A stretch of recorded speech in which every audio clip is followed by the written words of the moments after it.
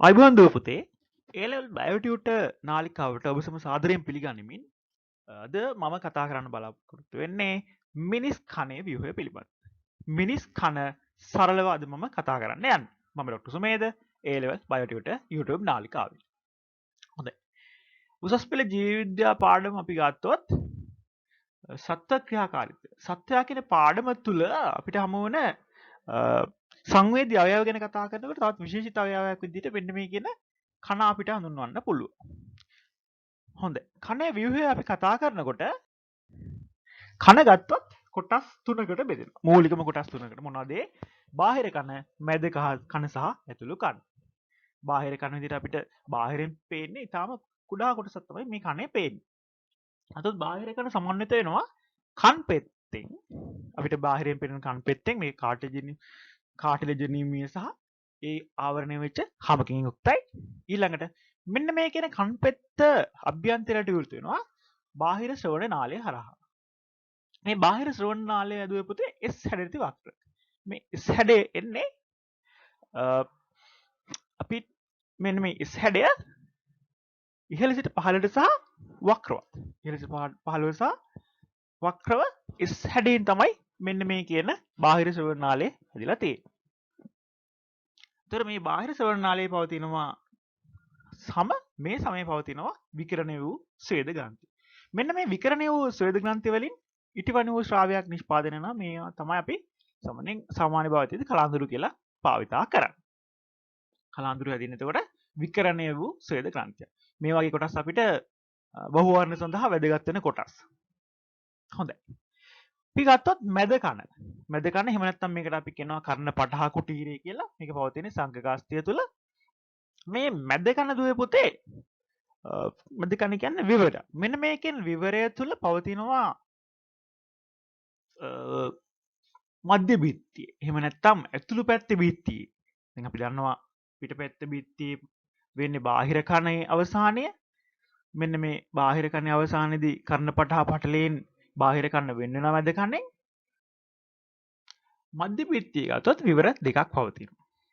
ඇත්තටම කියනවා නම් මේ විවර දෙක හඳුන්වනවා අණ්ඩාකාර ගවාක්ෂය සහ ගෝලාකාර ගවාක්ෂය කියලා. අණ්ඩාකාර ගවාක්ෂයට සම්බන්ධ වෙනවා මැද කනේ පවතිනා වූ අස්තිකාවක්. මේකට අපි කියන අවසාන අස්තිකාව මැද කනේ පවතින දරණකය සම්බන්ධ වෙන්නේ අණ්ඩාකාර. දරණකය අණ්ඩාකාර. ඊළඟට දුවේ පුතේ යටින් පවතිනා වූ ගෝලාකාර ගවාක්ෂය තුනී තන්තුමය පටකින් බැසිලා පවතිනවා. මේක සම්බන්ධ වෙනවා අභ්‍යන්තර කන හා. අපි ඒක බලමු අභ්‍යන්තර ගැන කතා කරන්නේ. මේ මැද කන එහෙම නැත්නම් කර්ණ පටහ කුටීරය තුල අස්තිකා ඉතා සියුම් අස්ති තුනක් පවතිනවා. මොනවද ඒ? මුද්ගරිකාව, නිගාතිය, දරණකය. ඔයාලට ලේසියෙන් මේක මතක තියාගන්න පුළුවන් කොහොමද? මුනිද මුද්ගරිකාව, නිගාතිය, දරණකය. මුද්ගරිකාව සම්බන්ධ වෙන්නේ එහෙම නැත්නම් මුද්ගරිකාව යම් සම්බන්ධයක් දක්වනවා කර්ණ පටහ පටල. ඒ කියන්නේ කර්ණ පටහ පටලය චලනය වීමදී මුද්ගරිකාව චලනය විය හැකි ආකාරයට තමයි සැකැස්ම සකස් වෙලා තියෙන්නේ. දරණකය අපි ඉස්සෙල්ලා කිව්වා වගේ අණ්ඩාකාර ගවාක්ෂයට සම්බන්ධ වෙනවා මධ්‍ය බිත්තිය. හොඳයි. ඊළඟට මෙන්න මේ කියන කර්ණ පටහ කුටීරය සිට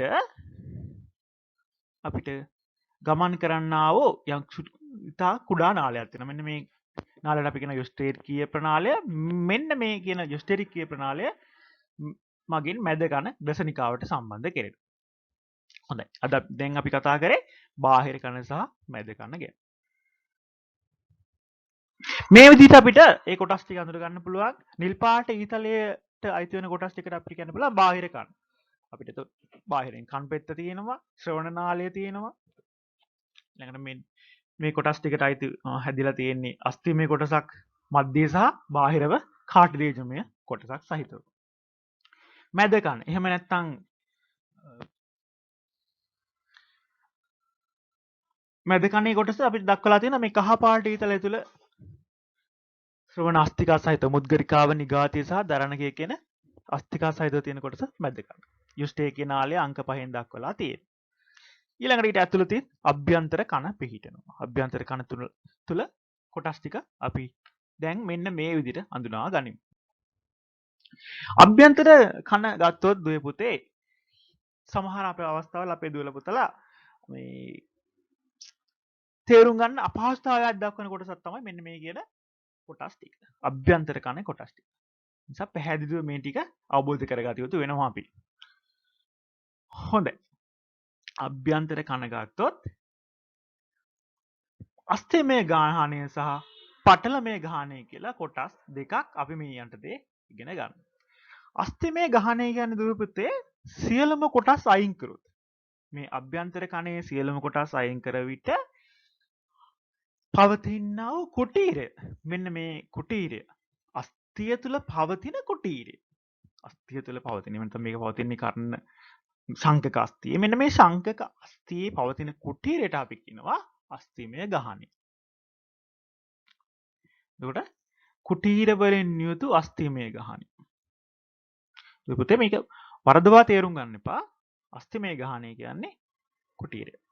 අස්තිය තුල පවතින කුටීරය. ඊළඟට මෙන්න මේ කියන අභ්‍යන්තර කන සදිලා තියෙන අනිත් කොටස තමයි පටලමය ගාහනය. මේ පටලමය ගාහනය ගත්තොත් පටලමය ගාහනයට අයිති වෙනවා ජාලාකාර යම්කිසි වූ විශිෂ්ට හැඩයක් දක්වන්නා වූ නාල පද්ධතියක්. මෙන්න මේ නාල පද්ධතිය අපි කියනවා සම්පූර්ණ නාල පද්ධතියටම පටලමය ගාහනය. පටලමය ගාහනය ගත්තොත් පටවලින වලින් සැකසුණු අවයවයක් එහෙම නැත්නම් ඒ පටලමය ව්‍යුහයත් ඒ වගේම ඒ තුල අඩංගු වන්නා වූ තරලයක්. මෙන්න මේ සියල්ලට අපි කියනවා පටලමය ගාහනය කියලා. මේ පටලමය ගාහනය ගත්තොත් ඉස්සලම අපිට දක්වන්න පුළුවන් නාල තුනක්. එකිනෙකව ලම්බකව පවතිනා වූ අපි කියනවා පූර්ව අපර සහ පාර්ශ්වික වශයෙන් එකිනෙකට ලම්බක වූ තල තුලක පවතිනා වූ අර්ධ චක්‍රාකාර නල තුනක් පවතිනවා. මේ නල තුන එකිනෙකට ලම්බකයි. ගත්තොත් අංශක 90කින් තමයි මේවා පවතින්නේ. මෙන්න මේ කියන්නා වූ අර්ධ චක්‍රාකාර නාල තුන සම්බන්ධ වෙනවා ආලින්දය කියන කොටසට. මේ ආලින්දය කියන කොටසේ තුම්බිකාව කියන කොටසට තමයි අර්ධ චක්‍රාකාර නාල ඊළඟට සම්බන්ධ වෙන්නේ. එතකොට තුම්බිකාව සහ මඩිච්චිය කියලා කොටස් දෙක පවතින්නේ ආලින්දයට අයත් වෙන කොටස් දෙක. මෙන්න මේ පටලමේ කොටසට ආලින්දය සම්බන්ධ වෙනවා. ඊළඟට මේ කොටස තුල අභ්‍යන්තර කන කොටස තුල පවතිනා වූ විශිෂ්ටම තවත් විශේෂ වැදගත් විදිහක් තමයි කර්ණ ශංකය කියන්නේ. දුවේ පුතේ කර්ණ ශංකය. කර්ණ ශංකය ගත්තොත් මෙන්න මේ කර්ණ ශංකය හැදිලා තියෙන්නේ නාල තුනකින්. ඉහළින් පවතින නාලයට අපි කියනවා ආලින්ද නාලය. අලින්ද නාලය. යටම පවතින්නේ කර්ණපටහ නාලය. හැබැයි දුවේ පුතේ හොඳට මතක තියාගන්න අපිට නිකන් කර්ණ ශංකය ගත්තොත් ගොළු බෙල්ලෙක් වගේ. ආරම්භ වෙලා ගොළු බෙල්ලෙක් වගේ හැඩයකින් කැරකිලා අවසාන හැරකිලා හැදෙන ව්‍යුහයක්. මේ ව්‍යුහයේ ඉහළ කොටසේ අවසානයේ කැරකිලුණු ස්ථානයේ සිට නැවත පහළ නාලය ඇති වෙන්නේ විරුද්ධ අතට පහළ නාලය ඇති වෙලා පහළ නාලයට එනවා. එහෙනම් ඉහළ නාලය සම්බන්ධ කරන අපි කියන මේකට අලින්ද නාලය. මෙන්න මේ අලින්ද නාලයේ කොටස සම්බන්ධ වෙන්නේ අණ්ඩාකාර ගවාක්ෂයට. අලින්ද නාලය ආරම්භ වෙන්නේ ඇත්තටම කියනවා නම් දුවේ පුතේ අණ්ඩාකාර ගවාක්ෂය තියෙන තැනට. ඊළඟට කර්ණපටහ නාලය. පහළින් පිහිටන කර්ණපටහ නාලය අවසාන වෙනවා කියලා අපි දක්වනවා. දැන් අලින්ද අණ්ඩාකාර ගවාක්ෂයෙන් පටන්ගෙන අලින්ද නාලය කර්ණ ශංකය තුල දිගටම ගමන් කරලා කර්ණපටහ නාලය බවට පත් වෙනවා අවසානයේදී නැවත පැමිණිලා ගෝලාකාර ගවාක්ෂය කියන අවස්ථාවේදී ගෝලාකාර ගවාක්ෂයේ පටලයේ අවස්ථාවේදී මෙන්න මේ කර්ණපටහ පටලය අවසන් වෙනවා. එතකොට මෙන්න මේ කියන නාල දෙකම තුල පවතින තරලයට තමයි අපි කියන්නේ පරිවසා තරලය. ඒ වගේම අර්ධ චක්‍රාකාර නාල වටත් එළියෙන් පවතින පරිවසා තරලය. ඊට අමතරව දැන් අපි කිව්වා ආලින්ද නාලය ඉහළින් පවතිනවා කර්ණපටහ නාලය පහළින් පවතිනවා. එතකොට කර්ණ ශංක ප්‍රනාලය තමයි අපිට මැදින් පවතින වසා තරලයෙන් පිරුණු තරලය ප්‍රනාලය වන්නේ කර්ණ ශංක ප්‍රනාලය.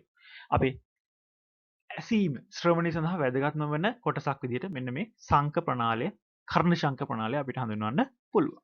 හොඳයි අපි ඒක රූපයකින් බලලා තවදුරටත් විග්‍රහ කරගමු. මේ රූපය තුළ අපිට මැද කනේ අස්ථිමය ගහණය එහෙම නැත්නම් කුටීරය දක්වලා තියෙනවා. එතකොට මෙන්න මේ අංක 1 දක්වලා තියෙන්නේ අපි කතා කරපු අලින්දය කියන කොටස. එතකොට නිල් පාට පටලමය කොටස තුල ඉහළ නිරුමක් එහෙම නැත්නම් ඉදුමුණ ස්වභාවයක් සහිත ඉහළ ප්‍රදේශය අපි කියනවා තුම්බිකාව. පහළ කොටස මඩිච්චිය. මේ කොටස් දෙක තමයි ඒතර අලින්දයට අයිති වෙන්නේ. ඊට ඉහළින් පවතින්නේ අර්ධ චක්‍රාකාර නාල තුල තුම්බිකාවට සම්බන්ධ වෙනවා මඩිච්චියට සම්බන්ධ වෙනවා. තුම්බිකාවේ මඩිච්චිය අතර අපි ගුරු පෑයෙන් දක්වලා තියෙන අංක 1ට තියෙන්නේ කොටසට අපි කියනවා ඒ සම්පූර්ණ කොටස අලින්දේ නම් ඒ අලින්දේ සම්බන්ධ වෙන තැන තමයි අපේ තියෙන්නේ අණ්ඩාකාර ගවාක්ෂය. මෙන්න මේ ප්‍රදේශයේ තියෙන ඔය පරිවර්තතල්ලේ සහිත ඒ කොටස ආරම්භ වෙනවා ඉහළින් පවතිනා වූ අපේ නාල කොටස. හොඳයි. මේ විදිහට ඇති වෙන මේ කර්ණශංකයේ කුටීර තුන අපිට ඉහළින් ගුරු පාටනොත් මැද කුටීරය නිල් පාටනොත් පහළ කුටීරේ නැවත ගුරු පාටනේ දක්වලා තියෙනවා. ආලින්ද නාලය කර්ණශංක ප්‍රණාලය නිල් පාටින් සහ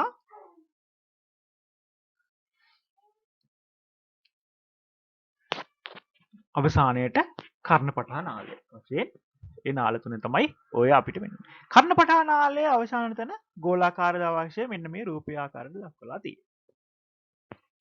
ඊළඟට කර්ණ ශංකයෙන් ශ්‍රවණ ස්නායුව ආරම්භ වෙන ආකාරය දක්වලා තියෙනවා. මේ රූපය තුළ අපිට අභ්‍යන්තර කණේ කොටස් ටික ඔය විදිහට ඉගෙන ගන්න පුළුවන්. අර්ධ චක්‍රාකාර නාල, තුම්බිකාව,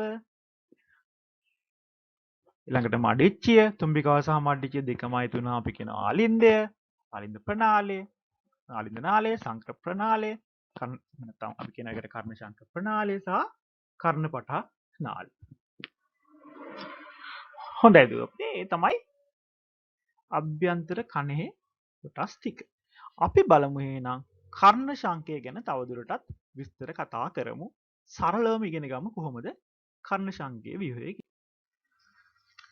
මේ කර්ණ ශංකය ගත්තොත් කර්ණ ශංක නාලය අපි කියන අර මැද නාලයේ පාදම එහෙම නැත්නම් පහළ කොටස අපි හඳුන්වනවා පාදාශ්‍ර පටලය කියලා.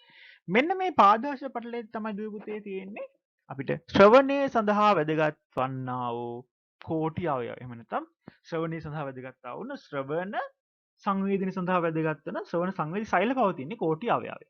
මෙන්න මේ කියන කෝටි අවයවයේ පවතින ආධාරක සෛල සහ ශ්‍රවණ සංවේදී ප්‍රතිග්‍රාහක. එහෙම නැත්නම් ඒ තියෙන යාන්ත්‍රික ප්‍රතිග්‍රාහක දරන කර්ණ ශංක රෝම සෛල. මොනවද ඒතර දුවේ පුතේ කෝටි අවයව පවතින සෛල? ආධාරක සෛල සහ කර්ණ ශංක රෝම සෛල. වැදගත් ප්‍රකාශයක් එතන එන්නේ. මෙන්න මේ කියන්නා වූ පාදාශ පටලයට ඉහළින් පාදාශ පටලයට ඉහළින් පවතිනවා ටෙක්ටම් පටලය. පාදාශ පටලයේ කෝටි අවයවයට ඉහළින් ටෙක්ටම් පටලය සම්බන්ධ වෙලා තියෙනවා. කෝටි අවයවයෙන් ආරම්භ වෙන ශ්‍රවණ සංවේදී ස්නායු සියල්ල එකතු වෙලා ශ්‍රවණ ස්නායුව හැදෙනවා. මෙන්න මේ අනුව අපේ කනේ අභ්‍යන්තර ස්වරූපය සකස් වෙලා තියෙනවා. හොඳයි දුවපිතේ කනේ ව්‍යුහය මිනිස් කනේ ව්‍යුහය තමයි අද අපි ඔය විදිහට කතා කරේ. බාහිර කන, මැද කන සහ අභ්‍යන්තර කන විදිහට ප්‍රධාන කොටස් තුනකට අපි බෙදලා ඉගෙන ගත්තා. ඒ වගේම ඒ කොටස් වලට අයත් ඒ කනේ ඒ කොටස් වලට අයත් කොටස් ගැන අපි කතා කරා. එහෙමනම් දුව පුතේ තවත් වීඩියෝ එකකින් අපි හමු වෙමු. බොහොම ස්තුතියි.